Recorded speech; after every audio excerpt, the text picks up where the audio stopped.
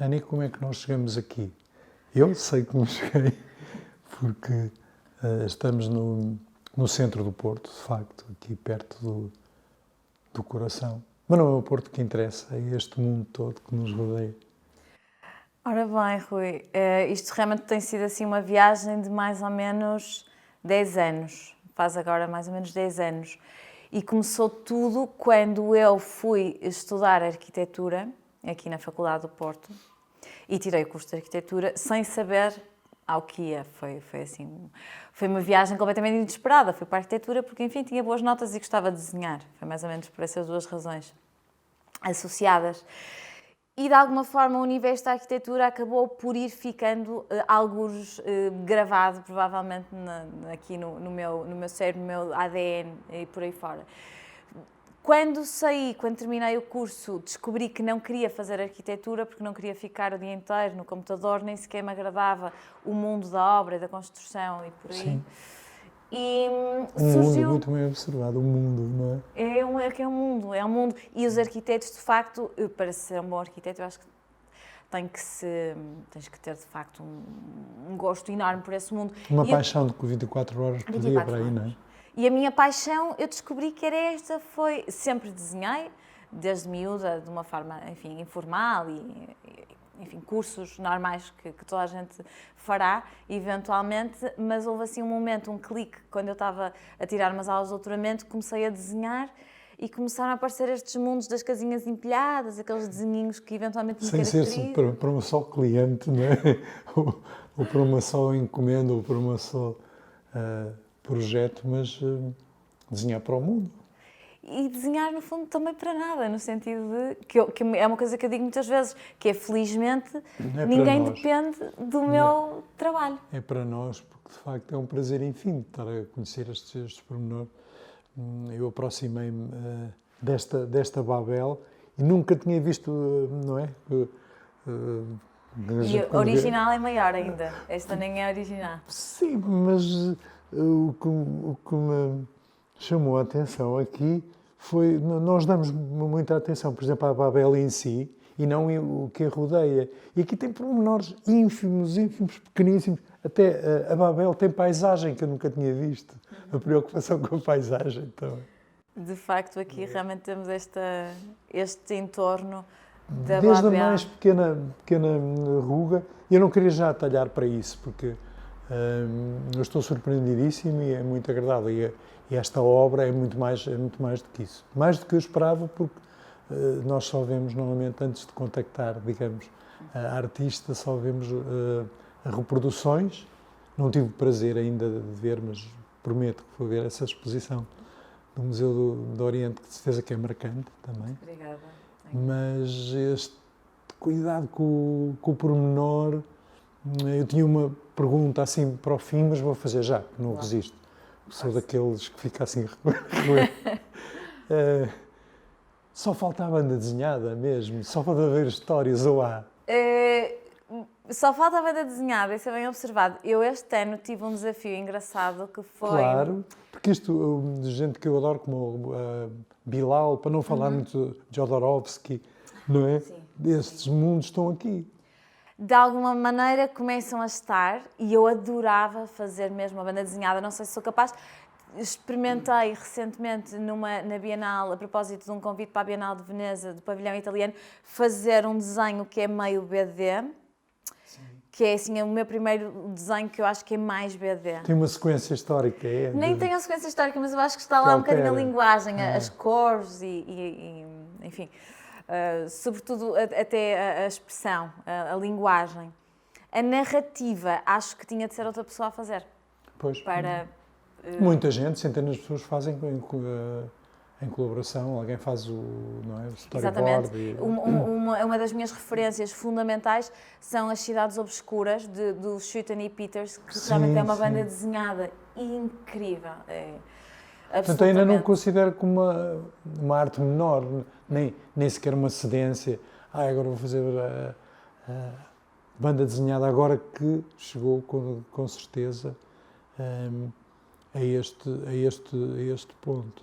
E este ponto, nós estamos aqui neste ponto do mundo, mas há muito Oriente aqui no meio, de facto. Agora nós falamos do Museu do Oriente, mas acho que esta minúcia, eu só me lembro de ver isto e de intervir em Hong Kong, em Macau, que foi dos poucos, e um bocadinho da China do Sul, os sítios onde estive, em que há estas estruturas, este universo. Mas estas, precisamente, são baseadas, foram baseadas no que eu encontrei em Macau, precisamente. Sim. E também em Hong Kong. Os dois sítios que eu também não conheço muito mais, conheço depois o Japão, que tem a ver com esta minha exposição, mas Hong Kong e Macau, sobretudo, motivaram uma coisa espetacular que eu descobri, que realmente foi uma descoberta que me mudou a vida, que foi a Bic, a caneta Bic normal, Sim. com este papel amarelado que se chama papel de cenário, que é papel de cenário. Pois era o papel que se usava estranho. para forrar os estiradores antigamente. Portanto, é um papel que não é nobre, nem a Bic é uma caneta nobre. Portanto, Bic laranja, Bic cristal. Exato. E esses dois, essas duas coisas juntas, que eu descobri a propósito destes desenhos de Macau, eu acho que me mudaram a vida, porque conseguiram trazer aquela aura de uma certa decadência, arquitetónica até, não é? Arquitetónica, exatamente. Que conseguimos entender nas fachadas, acho eu, desse Oriente muito denso. E depois os andaimes de bambu, que eu fiquei surpreendidíssimo. São lindos! Não é? Eu tenho uma obra agora no Museu do Oriente que é precisamente uma reinterpretação de uma obra metabolista que era, enfim, que uns arquitetos completamente, enfim, revolucionários japoneses, e o centro eu digo que é de bambu, precisamente porque eu acho belíssimo o facto de uma estrutura que balança, não é? Sim, não estávamos a dizer balança, mas não cai. Também convém ali naqueles sítios por causa de tufões e de é mais terremotos. resistente, eu acho que é muito poético o facto de balançar, não ser duro, nem ser... tudo que balança cai, Exatamente. Nem tudo que reluz é ouro. Eu estou assim, Mr. Clichê. E eu que fiquei só com a minha pobre Ana Lee, foi ali uma influência de Macau também. Uma canção zeca que a gente tem. Temos todos. Pois, se alguma vantagem haverá nesta série de gente, de artistas que estamos a apresentar, se calhar é a minha ingenuidade relativamente às artes visuais. E por isso as perguntas serão necessariamente ingênuas também e muito, muito curiosas, porque esta minúcia toda do que já falei anteriormente só será patente quando nos conseguirmos aproximar.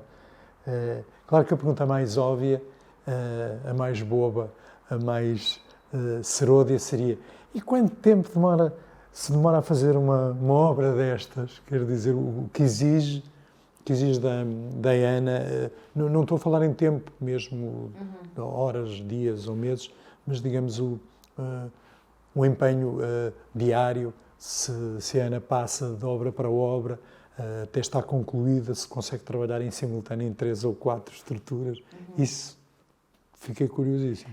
Sim, o Álvaro Lapa tem uma frase, não sei se é numa obra deles ou que sim, que diz qualquer coisa como o tempo todo.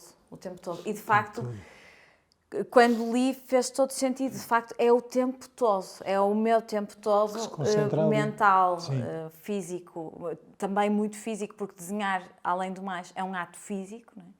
Do corpo sobre o papel, de qualquer coisa de profundamente físico. O sonho também, não é? O sonho, o pensamento, enquanto a pessoa está a fazer outras coisas, enfim, que vai, de alguma forma, remoendo as ideias, Sim. vai olhando, vai pensando se está bem, se não está bem. Ocupa-me um desenho que eu esteja a fazer num determinado momento, e normalmente trabalho 1 a 1. Sim, É mais simples, embora consiga fazer coisinhas pequeninas, pontualmente no meio, mas se for uma coisa grande, faço mesmo o exercício de começar e acabar, porque eventualmente, se eu parar a meio, às vezes acontece, não digo que não, eu posso não conseguir acabar, porque às vezes é tão exigente. Estes novos do Japão têm cor, e a cor, para além do trabalho de desenho que está antes da cor, que está debaixo da cor, digamos assim... Não é simultânea, a cor aparece depois. Posterior, exatamente, sim, é posteriormente. Sim. É posterior ao desenho a caneta. É tão demorado, porque existem tantas camadas, pelo menos, enfim, de uma primeira abordagem, que foi a minha, sem total experiência, foi tão demorado que eu achava que não era capaz de terminar. Portanto, é mesmo é um exercício quase, é uma disciplina muito germânica, eventualmente, porque a minha formação até no colégio alemão, na escola alemã, é muito germânica no sentido de chegar, ir ter com o desenho, não fazer mais nada, comer muito rapidamente, voltar para o desenho, e é assim um exercício quase militar, porque se eu me distrair, que pode acontecer, não é? Mas se eu me distrair, não termino, eventualmente não termino. Nessa altura não há tempo para quase mais nada, é? Não há tempo para muito mais coisas, não. E como é que se inicia? Digamos, de onde vem, não é? Agora vou partir para isto. Escolher a dimensão digamos, escolher a tela exata, não é? Às vezes as peças não irão transbordar mesmo, por exemplo, ele acaba aqui, não é? Ele inicia-se ali. Neste caso, são exercícios que de algum modo... Quase como os puzzles, é? Uma pessoa arranja uma área, do género, tenho que ter aquela mesa para fazer aquele puzzle, não é? Exato, de algum modo é, mas como eu inicio muitos... Ou no chão, não é? No chão, exato, eu trabalho maioritariamente... Estes grandes têm mesmo que ser feitos no chão, são feitos mesmo de bruços, eu em cima deles, deitada em cima deles. E como eu principio muitos que desisto, dos quais desisto, muitas vezes Eles fogem. eles pontualmente podem-me fugir ou não estar com a margem certa, qualquer coisa assim. Porque como eu começo vários e eu não sei qual deles é que vou acertar, e às vezes é uma questão de acertar que é tão mental quanto manual, que é estar com uma espécie de mão certa, a minha mão ter os movimentos de algum modo com o ritmo certo, com uma cadência certa, que faz sentido continuar, porque às vezes estou com uma mão presa, que eventualmente tem a ver com qualquer bloqueio mental, que começo e aquilo fica mal, e eu viro a folha e torno a começar, e viro a folha e torno a começar. E há meses de bloqueio, há meses em que eu simplesmente chego aqui, tento, e não gosto... Eu estava a pensar até em outras obras que vi, mais aquelas cidades, que até se misturam com formas de país. Claro que um dos mais icónicos deve ser aquele mapa de Portugal que tem uma ponte florentina ali. Exatamente, não é? exatamente. Ali, que acho que tem... É que no meio disto tudo também há muito humor, não é? Eu diria que sim, e enfim, nem toda a gente consegue ver isso, e admito que... Eu pelo menos encontro, e sem dúvida, a mim fez-me sorrir, fez-me pensar, reconhecer peças, digamos que há peças de outros puzzles mentais. Exatamente, exatamente. E eu muitas vezes até, antes de partir para um trabalho, tenho uma espécie de lista, seja real ou mental, tenho uma espécie de lista de coisas que gostava de introduzir, que às vezes até tem a ver com vivências minhas, eu agora nesta exposição... Viagens, com certeza. Viagens, estudos, enfim, bibliografia, determinadas coisas que eu quero incluir naquele... Vamos supor, agora estava a fazer o tal que eu falei, que parece ver da Bienal de Veneza, e estava a ouvir Leonard Cohen, There is a crack in everything, that's how the light gets in, que é assim uma das, para mim, fases-chave. E, entretanto, a cúpula ganhou uma crack. Sabe qual foi a música que... antes de aterrar aqui, neste sítio maravilhoso, me ouvir o Dance do Leonard Cohen, não é? Dance Me to the Way of Love. The End of não Love, é Dance, exatamente. não é Dance Me, é Dance. É estranho, Dance Me. Mas é curioso termos acertado no Leonard Cohen. Muito curioso. Mas estamos aqui a ouvir a Ana, e agora já estávamos a falar de cor. Estou com imensa curiosidade em espreitar a cor, que é o que menos conheço na sua obra, que já é longa. Já é longa, quer dizer, são 10 anos assim de ateliê mesmo, de viver de desenhos, digamos assim, de ter inventado inventado. Eu acho isso muito feliz, os artistas que vivem de si para si, sim. Não é? E não têm aquela desculpa, eu estou a dar aulas, não é? E estou a fazer outra coisa.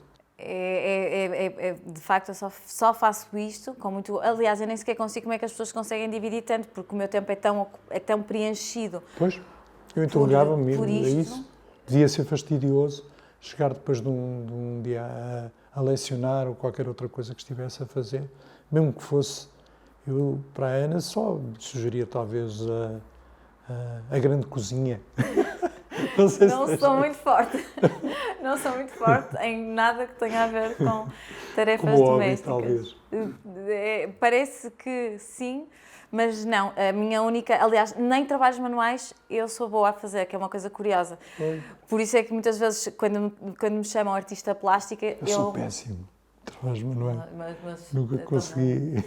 Quando a minha filha me pede para fazer trabalhos manuais, eu fico sempre atrapalhada. Se fosse possível, na altura tinha chumbado a trabalhos manuais. E eu fazia os trabalhos dos meus colegas. Fazia os meus e os meus colegas. Minha mãezinha ajudava-me a fazer. Fazíamos coisas em casa para tentar disfarçar. Quando me chamo artista plástica, eu acho sempre graça, porque digo sempre, eu sou mais artista gráfica, digamos assim, porque apesar de tudo é o plano. Claro que pontualmente também investigo outras coisas, como colagens, etc. Mas é raro, é só por necessidade, no caso limite de um desenho não estar a resultar de uma determinada maneira, eu ter que resolver de outra. Olha, mas não se conseguiu tirar a arquitetura da Ana, não é? A Ana tirou-se, não é, da arquitetura, mas não se conseguiu, de facto. Olhando para várias estruturas que temos por aí fora, não conseguimos nem queremos. Não, eu outro dia estava a pensar nisso, que é, eu gostava de ter aqui na porta um letreiro a dizer Ana Arquiteta de Papel, porque de facto, de algum modo, o que eu faço é uma espécie de arquiteturas de papel, portanto, que elas não existem e desejavelmente nunca vão existir. A arquitetura espetáculo, não é? Esse nome foi sugerido pelo Nuno Portas, o arquiteto Portas, que me disse, como os meus colegas da arquitetura espetáculo, são um bocado como tu. Ele dizia, mas aquilo é para espetáculo, não é para as pessoas, não é para as pessoas usufruírem. Sim, que tem a ver com a sociedade de espetáculo, não é? Daquelas teorias. E é engraçado que... Guidebord. Exatamente, Guidebord também propôs um mapa que é muito bonito, que é um mapa de uma colagem da cidade de Paris, unida por... no fundo, é de facto um mapa emocional, psicogeográfico, que é um bocadinho o que eu faço também, que é não a arquitetura de uma forma literal, mas muito mais a ver com esta espécie de ilhas emocionais, mentais, e por estas relações mais afetivas do que efetivamente as relações reais e físicas e as distâncias. Nessa escola, digamos ali, francesa, eu creio que a obra da Ana tem um pouco... encaixa perfeitamente na ideia do saudoso, como amigo, Paulo Cunha e Silva, que falava da cidade líquida, não é? Exato. Porque há espaço para o líquido nas suas estruturas, sim. Eu tinha prometido a mim mesmo não falar do Escher, que eu, digamos que conheci-o há muitos anos, nas minhas primeiras viagens de miúdo, pela Holanda, não é? Tive a hipótese de ver as obras em museu, e não só em gravuras, que é muito diferente, de facto. Agora, por vezes, acho que os museus são um repositório, um depositório e um supositório da arte morta, por vezes. Nem todos os museus sinto aquela vida. Mas o Escher e a multidimensionalidade estão aqui, de facto, não é? Parece-me... É curioso porque isso também também é biográfico. Como eu era boa aluna de desenho na escola, o meu professor de desenho ofereceu-me um livro do Escher quando eu terminei.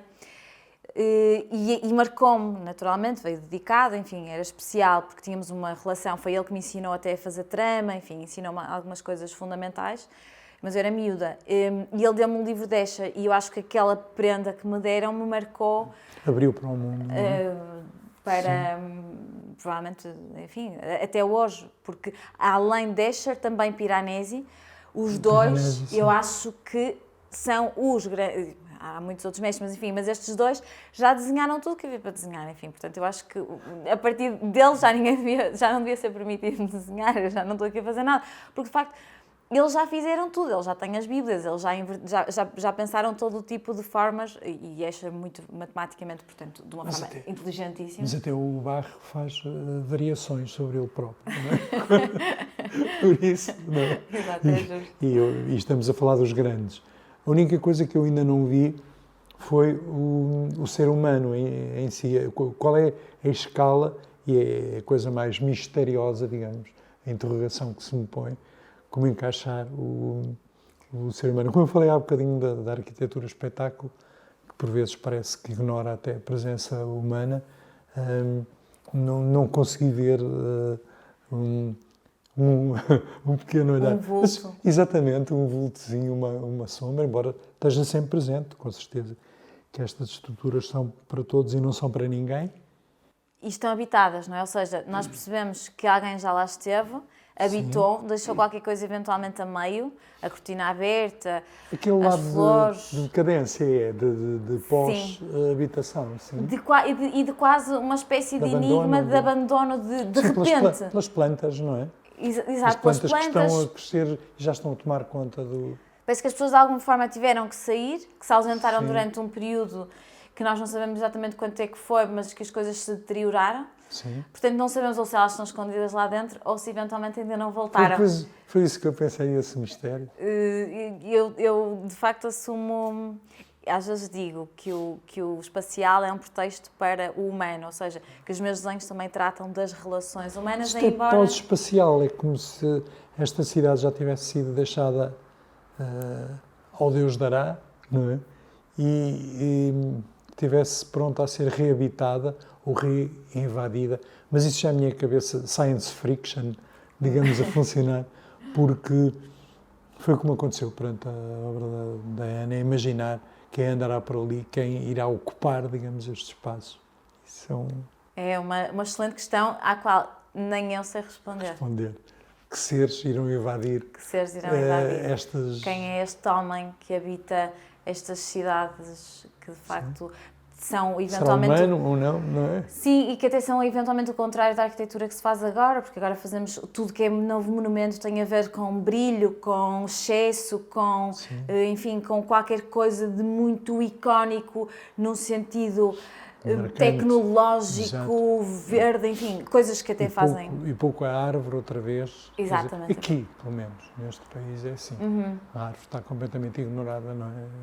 Quase um excesso. Sim. Não, lá está, esta construção que é caótica, como me deram uma deixa fantástica, será com certeza um sintoma de classe, não é? Já vi estruturas destas na Índia, não é? Nos sítios super... Um dos edifícios desta coleção, que ela está dividida em dois tipos de estruturas, umas que são os ícones e as outras são os anti-ícones, e os ícones são baseados em estruturas reais que existem. Sim. Uma delas é precisamente uma das casas mais caras do mundo em Mumbai, que é uma torre que tem a altura de 60 andares, por exemplo, e que eu fiz precisamente essa ironia, digamos assim, que é, imaginei que ela estava a ser habitada de uma forma quase uma espécie de ensaio sobre a cegueira, que de repente as pessoas tiveram todas que se deslocar exatamente, para algum sítio e aquilo tornou-se, enfim, foi que tinha sido invadido. Portanto, torna-se exatamente o contrário daquilo que é uma estrutura megalómana. Acontece muito mesmo em África, antigos hotéis que agora estão ocupados pelas populações, não é? Aqueles resquícios coloniais. Exatamente. E a arquitetura informal, que é uma questão que deve, obviamente, ser abordada, não é? Que é pertinente e então agora, cada vez mais com esta migração das populações, portanto, como é que nós albergamos as pessoas e, de algum modo, de um caos também criamos uma espécie de ordem, porque de facto é caos, mas estamos a falar normalmente de objetos contidos. Pois é um mergulho precioso na cor. E lá está. Digamos que eu iria correr, adquirir um livro de banda desenhada, saber o que é que aconteceu, de onde vêm estes sabres, não é? E que podem ser interpretados de muitas maneiras. Depois é extraordinária a profundidade. E lá está o sentido de paisagem, que aqui é mais abstrato, não é? E aqui quase etéreo. Etéreo, exatamente. Era o que eu estava a pensar. E aqui já estou a ver gente. Aqui, por acaso, temos, porque como estes são um bocadinho mais BD, sim, aqui aparecem as personagens de Tokyo Story. Mas nesta coleção do Japão... Quase uma gôndola. Exatamente. Aparecem poucas personagens, mas este é um dos trabalhos em que aparecem personagens. Temos um samurai aqui em cima, sim, escondido, por exemplo. Temos um lutador de sumo aqui escondido, porque estes, realmente, como eu experimentei a cor, como eu testei mais, foi aqui uma investigação também acerca da cor, resolvi torná-los um bocadinho mais, como refere, precisamente mais banda desenhada, portanto aqui já permiti que aparecessem... Mais humanizada, que alguém é esta janela, não? Exatamente, um bocadinho mais humanizado. Este é um cenário que eu acho que eventualmente reflete a minha experiência do Japão, que é uma espécie de viagem ao passado e viagem ao futuro em simultâneo, sem se contradizerem, de alguma maneira, porque eventualmente este cenário idílico de passearmos de barco tem a ver com aqueles amantes do Mizoguchi, dos filmes e mesmo com Tokyo Story, portanto tem a ver com esse imaginário de estarmos em qualquer coisa de eventualmente meio idílico, mas depois os edifícios remetem eventualmente São mais para o futuro. Pois. Portanto, esta espécie de viagem passado-futuro pouco de chamado de antecipação paracientífica. São maravilhosos, de facto. É uma espécie de... Eu tentei debruçar-me um pouco até na civilização japonesa, um ato falhado da chamada calamidade que nos atingiu, em termos de humanidade, para tentar aprender japonês, mas lá está, como desenho tão mal, era muito difícil de escrever. Então fiquei só pela parte do Hokkaido, Onsu, Shikoku e Kyushu. São as 4 ilhas, não é? Onde o Hokkaido? Mas isto não é sobre mim, de certeza. E este Japão, estes sítios são absolutamente fantásticos. Eles, pelo menos,